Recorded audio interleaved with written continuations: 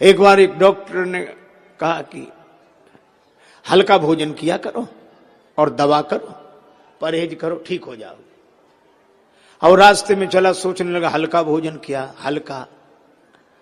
अब उसने अकल लगाई कि मिट्टी से हल्का पानी है। मिट्टी नीचे बैठ जाती, पानी ऊपर उठ जाता, मिट्टी के ऊपर रहता पानी, पानी हल्का है। फिर सोचने लगा कि पानी के ऊपर घी तेल डाल दो तो पानी के ऊपर तैरता है घी तेल, तो पानी से हल्का घी तेल, और फिर घी तेल में जो सिके पूड़ी पराठा वो उससे भी हल्का। अब वो बोलो ऐसा हल्का भोजन करे।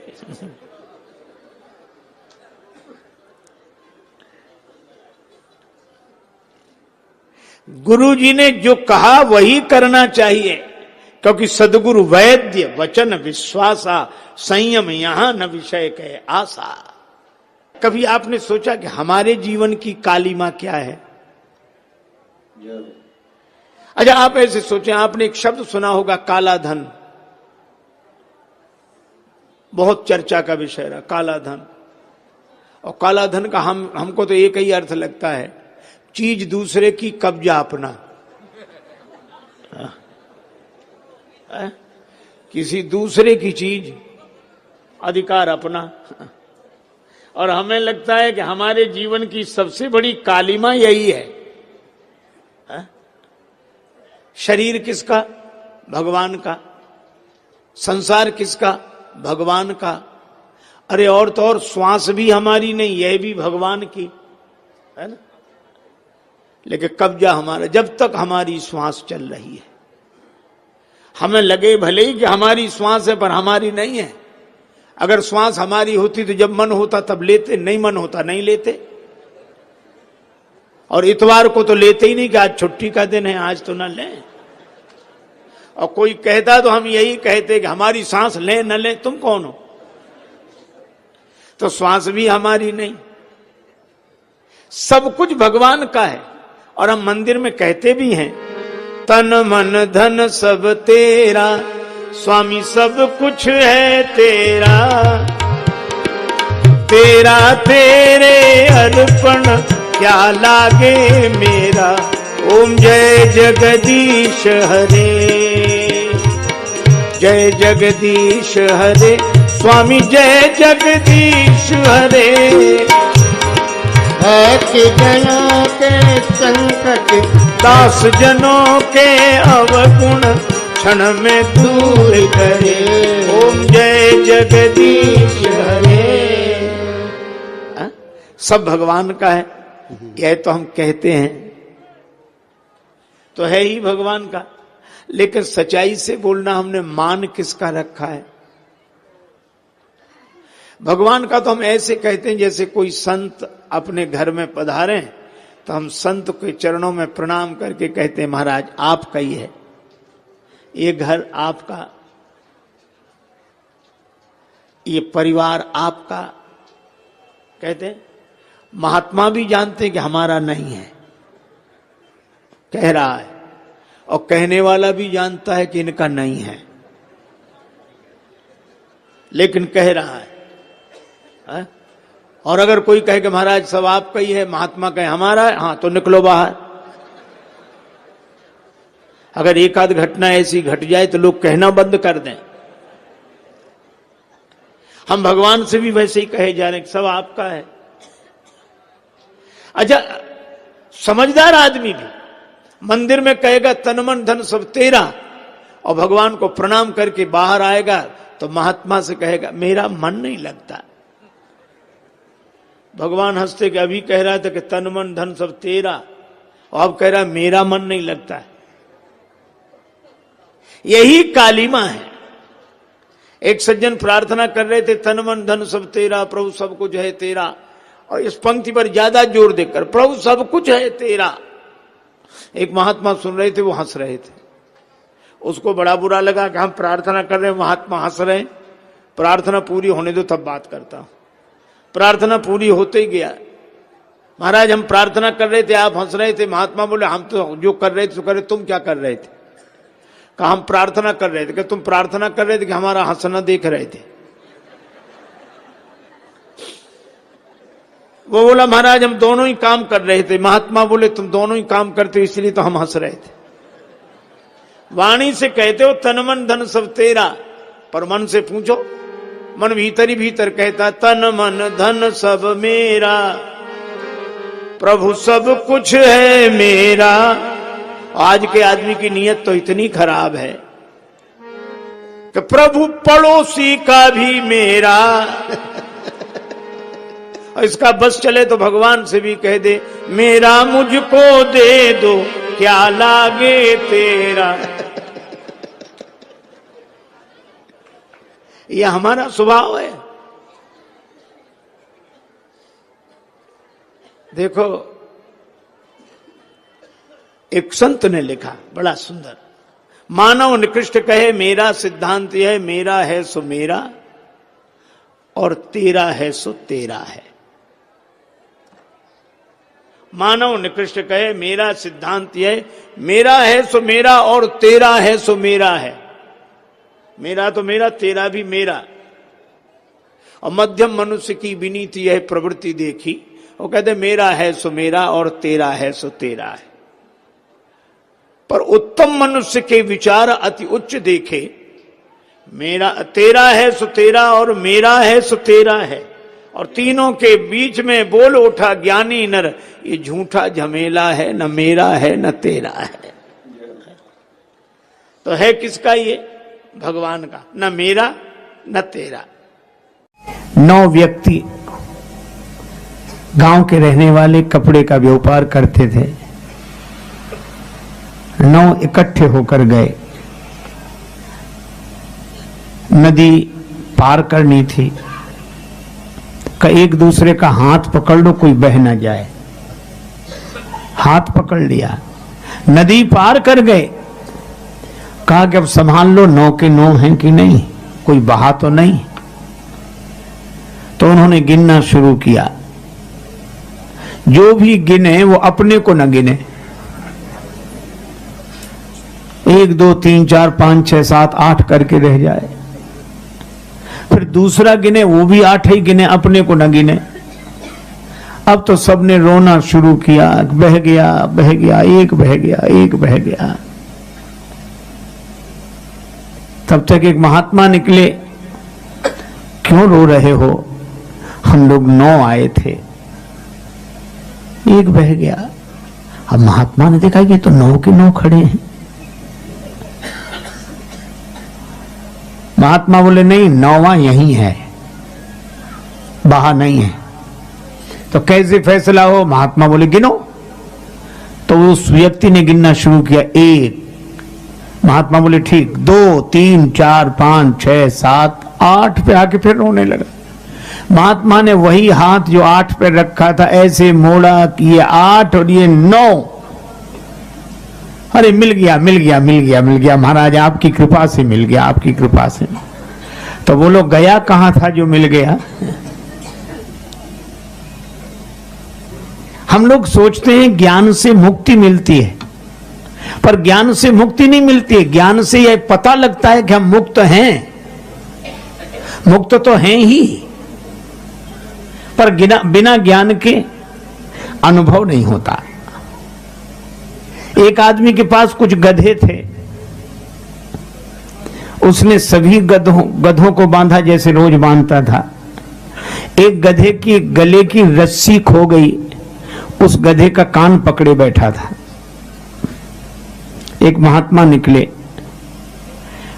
भगत जी कैसे बैठे हो? कहा कि महाराज इस गधे के गले की रस्सी खो गई है, इसीलिए इसको कान पकड़े बैठा हूं मैं, इसका कान पकड़े बैठा। महात्मा बोले गधे को बांधने के लिए भी रस्सी की जरूरत? महाराज फिर इसे बांधे कैसे? बोले ऐसे ही बांध दो बिना रस्सी के। महात्मा तो चले गए, उसने वैसे ही किया। रस्सी थी नहीं, पर खूंटे से ऐसे लपेटा दिया, ऐसे खींचा, फिर उसके गले में लपेट कर ऐसे बांध दिया। और गधे ने समझ लिया कि हम बंध गए। वो गधा कैसा जो इतना भी ना समझे। उसे भी तो अपने नाम की सार्थकता सिद्ध करनी थी। और गधे तो हिले, वो हिला ही नहीं, रात भर वहीं वहीं। सवेरे उस आदमी ने सब गधों के गले की रस्सी खोली, उसे बांधा ही नहीं था जो खोलता। अब उस गधे को वो डंडा मारे, डंडा मारने से गधा वहीं हिले, चले नहीं। वो बड़ा परेशान महात्मा जी के पास गया, महाराज क्या चमत्कार कर दिया आपने, वो गधा बंधा है। महात्मा हंसे, कोई चमत्कार नहीं, गधों के लिए तो हर बात चमत्कार हो जाती है। उसे खोला था कि नहीं? का उसे बांधा ही कब था? का जैसे बांधा था वैसे ही खोल दो। वो गया, उसने खोल दिया और गधे ने समझ लिया कि हम मुक्त हो गए, चल दिया। अब आप ये बताओ बंधा ही कब था? पर बंधने का जैसे भ्रम था उसके मन में, उस भ्रम की निवृत्ति गुरुदेव का ज्ञान कर देता है। वह तो मुक्त था ही, मुक्त है, मुक्त है, मुक्त है। मुझे वो बात याद आई, एक बार बादशाह अकबर ने बीरबल से कहा कि बीरबल हम तुम्हारे पिताजी से मिलना चाहते हैं। बीरबल बोले हुजूर हम ही काफी हैं, उन्हें क्यों परेशान करते हो? बोले नहीं हम उनसे ही मिलेंगे। बीरबल ने अपने पिता से कहा कि बादशाह मिलना चाहते हैं, चलो। बीरबल के पिता सरल आदमी घबरा गए, इतने बड़े बादशाह से क्या बात करेंगे, कुछ बोलेंगे कुछ मुंह से निकलेगा। बीरबल ने कहा आप बोल नहीं कुछ। बोले नहीं बोलेंगे तो और ज्यादा नाराज होगा। बीरबल बोले हम संभाल लेंगे, आप चलो। बीरबल के पिता गए, बादशाह ने पूछा कहिए खैरियत है? कोई जवाब नहीं, वो तो घर से ही पढ़कर आए थे। क्या तबीयत खराब है? तो भी किसी से कोई झगड़ा हो गया है? तो भी कोई जवाब नहीं। तो बादशाह खींच गया बीरबल की ओर, देखकर व्यंग करते हुए बोला कि बीरबल किसी मूर्ख से पाला पड़ जाए तो क्या करना चाहिए? बीरबल बोले हुजूर जो हमारे पिताजी कर रहे हैं।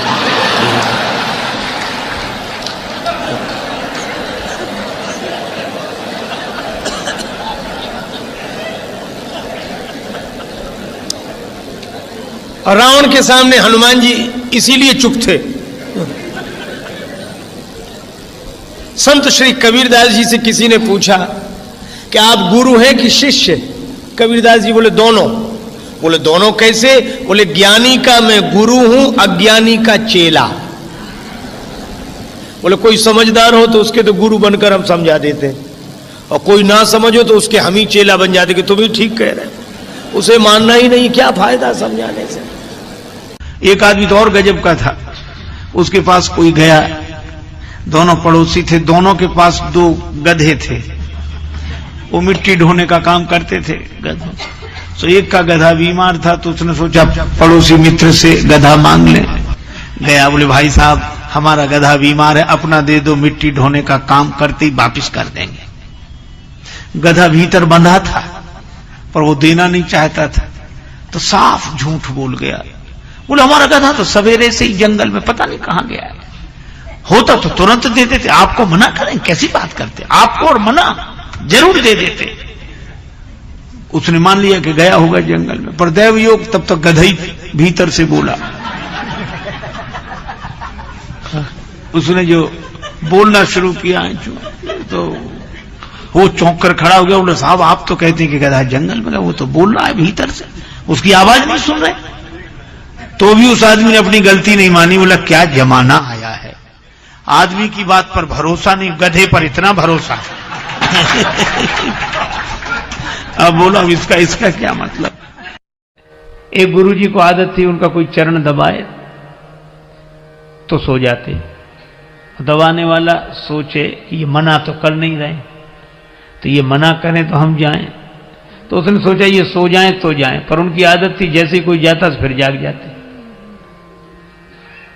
तो एक बार क्या हुआ, एक शिष्य चरण दबा रहा था उनका, तो चरण दबाया शिष्य ने, तो वो सो गए। तो बड़ी देर हो गई तो शिष्य उठकर चल दिया। जैसे ही चला तो आंख उनकी खुल गई, तो तुरंत बोले हाँ बेटा तुम्हारे घर में और कौन कौन है?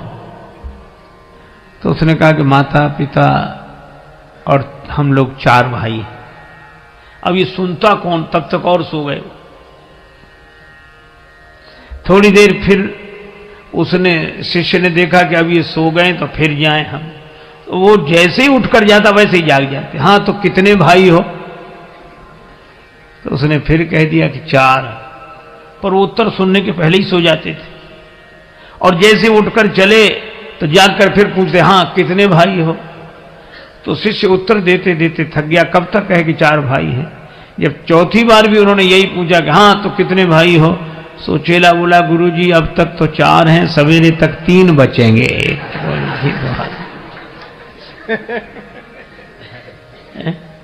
मुनिवर शांति, बार बार गुरु आज्ञा। और सेवा हो तो राम जी की तरह। एक गुरु जी के पास ऐसे शिष्य, हे भगवान, नया नया चेला बनकर बैठा। अब गुरु जी छप्पर में बैठे, अंदर बाहर छप्पर, सामने मैदान। तो गुरु जी ने कहा कि बेटा वर्षा होने लगी है और गाय मैदान में बंधी हुई है, उसको बंधन से मुक्त करो ताकि वो भी छाया में आ जाए। शिष्य वहीं बैठे बैठे बोला, गुरु जी मुझ जैसा जीव क्या किसी को बंधन से मुक्त करेगा, जो स्वयं बंधन में हो। और बंधन से मुक्त करना किसी को तो आप जैसे महापुरुषों का काम है, हम क्या। क्षमा करें गुरुदेव, अनधिकार चेष्टा मुझसे न होगी। गुरुजी भी समझ गए चेला नहीं गुरु ही मिला है। गुरुजी गए, गाय को बंधन से मुक्त किया, फिर आकर अंदर बैठ गए। मन नहीं माना तो बोले, बेटा बाहर जाके देखो पानी बरस रहा है कि नहीं। चेला बोला, गुरुजी ये बिल्ली बाहर से ही आई है जो आपके पास बैठी है, इसके शरीर पे हाथ घुमाओ, गीली हो तो समझ लो पानी बरस रहा है, सूखा हो तो समझ लो पानी बरसना बंद हो गया है। गुरुजी फिर चुप रह गए। रात को सोने लगे तो कहा ये दीपक जल रहा है, इसको बुझा दो। चेला बोला, गुरुजी सर्दी बहुत है, कौन उठे, आप तो रामायण की बात मानो, मुंह दिए नयन कतहु को नाई, आंख बंद कर लो, बुझाई समझाओ। गुरुजी सरल स्वभाव के थे, कुछ नहीं बोले, चलो ठीक। दूसरे दिन सवेरे सवेरे एक भक्त लड्डू लेकर आया, 1 किलो लड्डू, भगवान को भोग लगाओ, सबको बांटो। तो गुरुजी ने भगवान को भोग लगाया। उस चेले से कहा कि बेटा भगवान का प्रसाद लेगा?